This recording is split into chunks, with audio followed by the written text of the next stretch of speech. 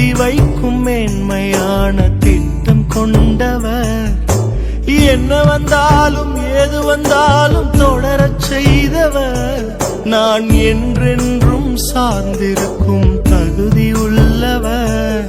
உம்மை நம்பிடுவேன், உம்மை பின்தொடர்வேன், இறுதி வரை உம்மை சேர்ப்பேன்.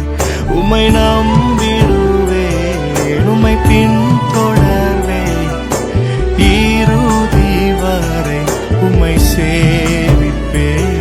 உங்க அழைப்பு இருந்ததால நான் அழிந்து போகவில்லை. உங்க அன்பு இருந்ததால நான் கைவிடப்படல.